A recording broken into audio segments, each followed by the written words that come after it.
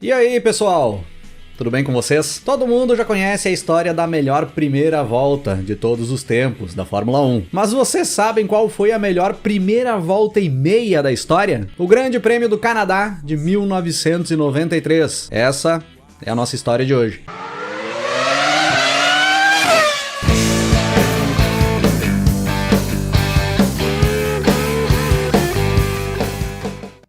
O Grande Prêmio do Canadá de 1993 era a 7ª etapa do Campeonato Mundial de Fórmula 1 daquele ano, com data marcada para o dia 13 de junho de 1993, no circuito Gilles Villeneuve, em Montreal. Os bastidores da Fórmula 1 viviam uma fase bem turbulenta ali naquele momento, em 1993. Vinha rolando ali naquele início de 1993 uma pressão por parte da FISA para fazer grandes mudanças no regulamento técnico para 1994. Mudanças que boa parte das equipes do grid eram contra. E ali naquela semana do Grande Prêmio do Canadá, mais especificamente no dia 10 de junho de 1993, um passo muito importante para a história do automobilismo era dado. Era definida ali a fusão entre a FISA e a FIA, o que dava mais força ainda para o Max Mosley, que até então era o presidente da FISA, conseguir concretizar os seus planos. E dentre as principais intenções do Max Mosley, ali junto com o Bernie Ecclestone e com o Jean-Marie Balestre, era o banimento dos controles eletrônicos que tinham sido implementados nos carros ali no início dos anos 90 para a partir da temporada de 1994. Como a maior parte das equipes já vinha implementando os controles eletrônicos ali em 1993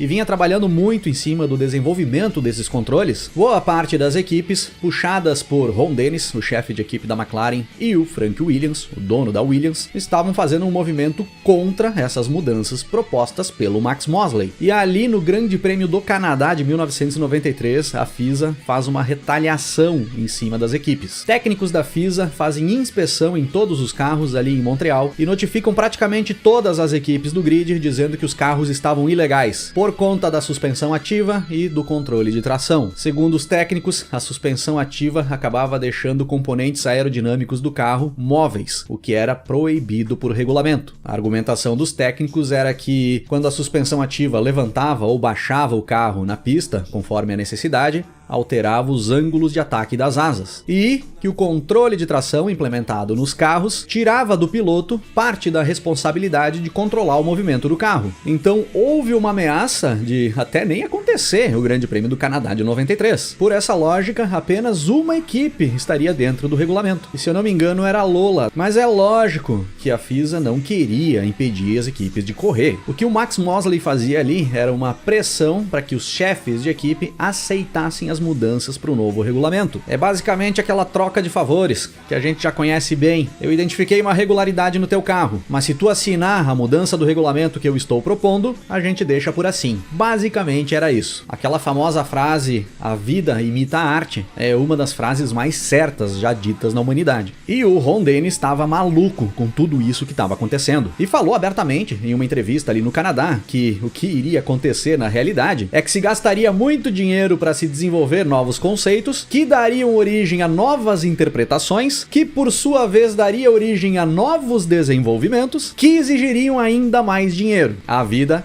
imita a arte. E no Campeonato Mundial de Fórmula 1, pessoal, de 1993, ali quando chegávamos à 7ª etapa, algo de certa forma estranho vinha acontecendo. Antes da temporada de 1993 começar, a grande maioria do público acreditava que o francês Alain Prost, a bordo da Williams FW15, venceria todas as provas do campeonato. Se não vencesse todas, perderia uma ou duas ou três por conta de alguns problemas com o carro ou de alguns imprevistos, mas era praticamente certo que o francês, com todo o seu talento que todo mundo já conhecia, dentro do melhor carro que já tinha entrado nas pistas da Fórmula 1 até então, bateria facilmente o recorde de vitórias dentro de uma mesma temporada. Só que 6 etapas já tinham sido disputadas até ali, e das 6 etapas, o francês só tinha vencido 3, e ocupava a 2ª posição no Mundial de Pilotos, 5 pontos atrás do brasileiro Ayrton Senna, da McLaren, que tinha vencido as outras 3 corridas disputadas. E o francês já começava a viver um clima meio pesado, já começava a se isolar da imprensa,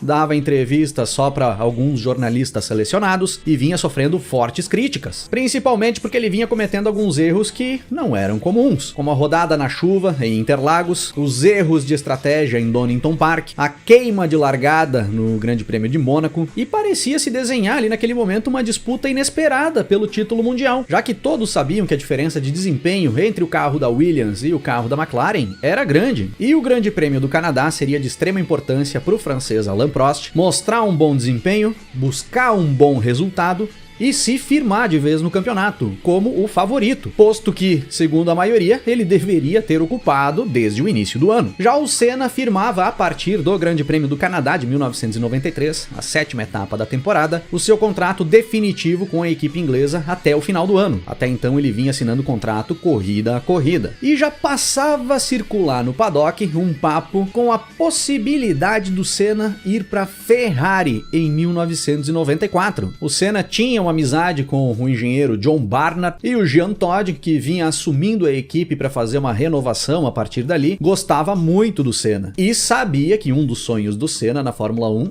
era pilotar pela escuderia italiana. Só que também já se sabia que o Senna vinha tendo conversas com o Frank Williams, conversas escondidas, para desenrolar ali com o Frank uma possibilidade do Senna ir para o Williams em 94, o que era realmente o desejo do brasileiro ali naquele momento. E nos treinos classificatórios para o Grande Prêmio do Canadá de 93, a maioria dos tempos que definiram o grid de largada foram marcados ainda no treino da sexta-feira. No sábado fez um calor absurdo e poucos pilotos conseguiam melhorar o tempo que tinham feito no dia anterior. E o Prost fazia ali a sua 7ª pole position na 7ª corrida da temporada. 7 etapas disputadas, 7 pole positions. Era o recorde de poles conquistadas em início da temporada até então. O companheiro do Prost na Williams, o inglês Damon Hill, ficou com a 2ª posição, fechando a primeira fila. Na segunda fila nós tínhamos os dois carros da Benetton, com o alemão Michael Schumacher em terceiro e o italiano Riccardo Patrese em quarto. Na terceira fila, as duas Ferraris, com o austríaco Gerhard Berger em quinto e o francês Jean Alesi em sexto. Tá, mas e o Senna? Onde estava o Senna no grid de largada? O carro da McLaren não conseguia ter bom desempenho ali no circuito Gilles Villeneuve. O circuito Gilles Villeneuve é um circuito de alta, um circuito de pé embaixo praticamente 80% do tempo, e aquele motor Ford da Ferrari era o mais fraco dos carros ali da frente. O Senna com a McLaren classificou apenas na 8ª posição, ao lado do inglês Martin Brundle, da Ligier, que classificou em 7º. A Ligier que corria com um motor Renault V10. Também era um motor melhor do que o Ford V8 da McLaren. O Michael Andretti, o companheiro do Senna na McLaren, classificou na 12ª posição. O Senna não largava em uma posição tão atrás em um grid de largada, abaixo da 7ª posição no grid, desde o Grande Prêmio da Áustria de 1985, onde o Senna teve problemas nos treinos e acabou ficando na 14ª posição. Do Grande Prêmio da Áustria de 85 até o Grande Prêmio do Canadá de 93, o Senna sempre largou pelo menos entre os 7 primeiros. Os outros dois brasileiros que integravam o grid da Fórmula 1 ali em 93, o Rubens Barrichello da Jordan e o Christian Fittipaldi da Minardi, alinharam na 14ª posição e na 17ª posição. Rubens Barrichello em 14º, Christian Fittipaldi em 17º. Com um desempenho bem complicado do carro da McLaren ali em Montreal, sabendo que a potência do motor era um fator de extrema importância para conseguir buscar uma boa performance e que todos os carros que estavam ali ao redor tinham um melhor motor do que o Ford da McLaren, seria possível o Senna conseguir evoluir no pelotão e mostrar alguma boa performance dentro de um grande prêmio que se desenhava bem complicado? Isso nós veríamos em pouco tempo, logo após a largada para as 69 voltas do Grande Prêmio do Canadá de 1993. O Damon Hill larga bem e toma a primeira posição do Prost, antes da primeira freada. Mas quem larga bem demais é o Senna, que sai da 8ª posição e pula para a 6ª posição, ainda na primeira curva. E logo em seguida fica lado a lado com o Patrese, brigando pelo 5º posto, até passar pelo italiano logo após a curva 3. E ainda na primeira volta,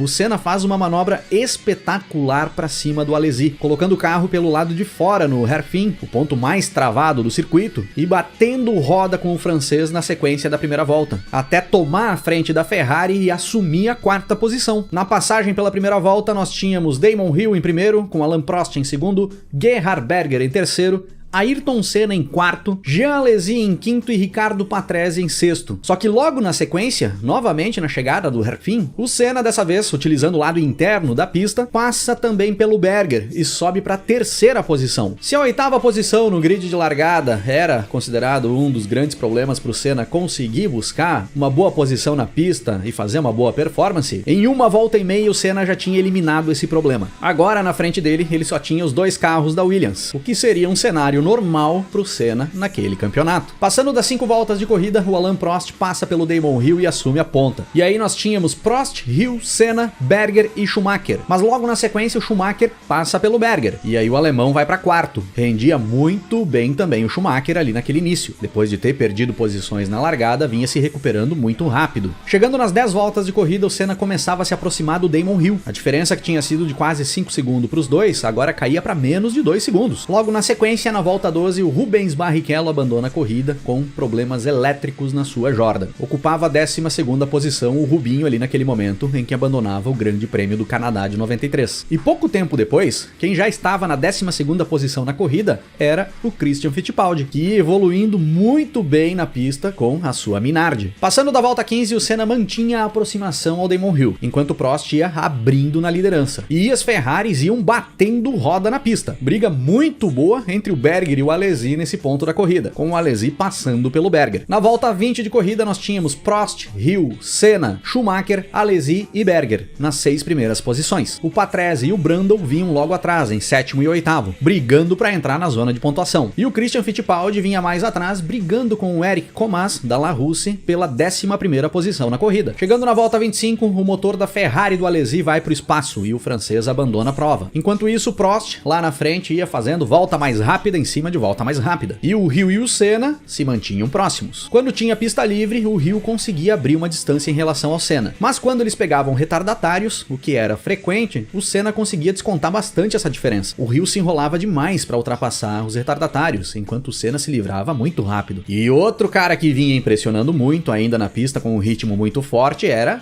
Michael Schumacher. Quando chegávamos a 30 voltas de corrida, volta a volta o Schumacher ia se aproximando do Senna e do Hill. E é exatamente o Michael Schumacher, dos pilotos ali da frente, o primeiro a parar para fazer uma troca de pneus. Logo em seguida, para o Damon Hill. E na parada do Damon Hill, a Williams faz uma troca muito ruim. O inglês fica mais de 16 segundos parado nos boxes. E o Hill acaba retornando para a pista na 4ª posição, atrás do Michael Schumacher, que já tinha feito a sua troca de pneus. Logo em seguida, o Senna entra nos boxes e a McLaren faz um trabalho perfeito, com pouco mais de 5 segundos. O Senna retorna para a pista ainda na 2ª posição, à frente do Schumacher e do Damon Hill. Um detalhe interessante é que no meio dessas trocas de pneus que vinham acontecendo ali, a Ferrari, fazendo a troca de pneus do Berger, batia ali o recorde de tempo em um pit stop na Fórmula 1 até então, com um tempo total de parada de 5 segundos e 5 centésimos. E era um absurdo de rápido isso naquela época. Nos últimos anos, com esse tempo, daria para fazer uns 2 pit stops e meio. Algumas voltas depois, para também o francês Alain Prost. E a Williams faz mais uma vez um trabalho ruim numa troca, mas não ruim o suficiente para o Prost perder a liderança da corrida. Ele tinha criado uma folga muito grande na frente antes de fazer a sua parada. Após todos pararem, chegando na volta 35 de corrida, nós tínhamos o Prost em primeiro, com mais de 10 segundos de vantagem para o Senna, que tinha pouco mais de 3 segundos de vantagem para o Schumacher, que tinha mais de 5 segundos de vantagem para o Damon Hill. E aí nós tínhamos uma sequência de voltas mais rápidas entre o Prost, o Senna e o Schumacher. A cada passagem pela linha de chegada, um ia tirando a volta mais rápida do outro. Os 3 primeiros impondo um ritmo muito forte ali naquela parte da frente da corrida, e parecia definitivamente uma competição de velocidade entre os 3. Chegando nas 40 voltas de corrida, nós tínhamos Prost, Senna, Schumacher,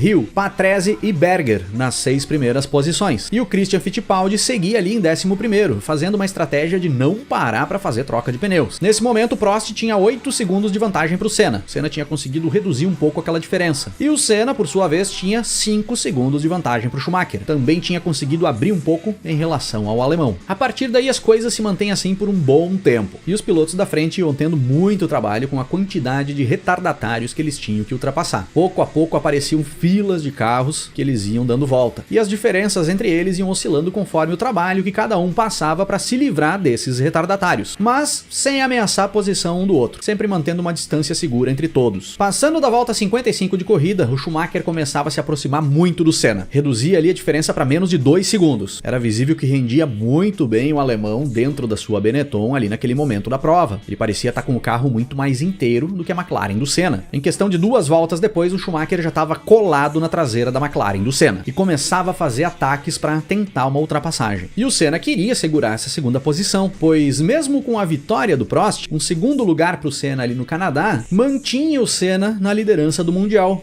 1 ponto na frente do francês, mas na volta 62 de corrida, faltando pouco mais de 5 voltas para o fim do Grande Prêmio do Canadá, a McLaren do Senna tem problemas elétricos. O carro praticamente apaga na pista, o Schumacher, que vinha logo atrás do brasileiro, chega a tocar no Senna, os dois chegam a bater roda, quando o Schumacher foi fazer a ultrapassagem no Senna, que ficou lento repentinamente, foi pego meio que de susto o alemão ali, e era fim de prova para o brasileiro no Grande Prêmio do Canadá de 93. E aí nós percorremos as voltas finais da corrida, para fechar as 69 voltas totais com Alain Prost na primeira posição, Michael Schumacher em segundo e Damon Hill em terceiro. Era a 48ª vitória do francês em sua carreira e o resultado que colocava o Prost na ponta na tabela do Mundial de 1993, para não perder mais no decorrer de todo o ano. O Senna mesmo disse após a corrida que, considerando as circunstâncias da temporada, isso já era esperado. Se não fosse ali no Canadá, seria uma corrida depois ou 2 corridas depois, mas que o Prost assumiria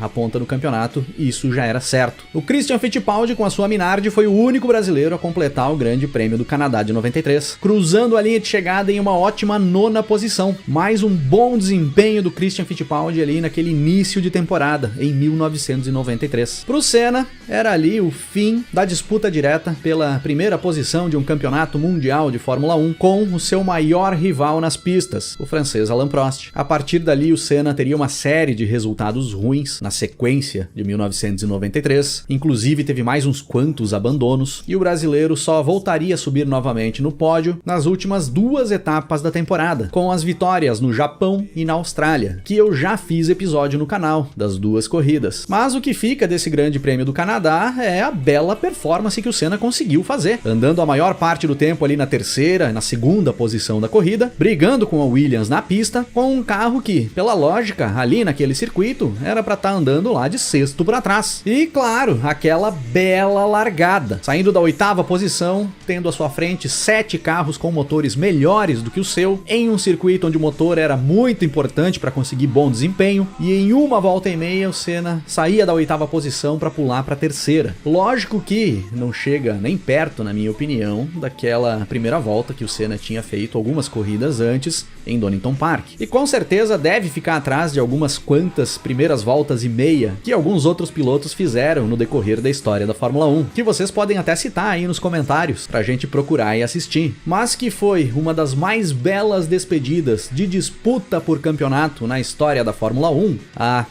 isso eu tenho certeza que foi.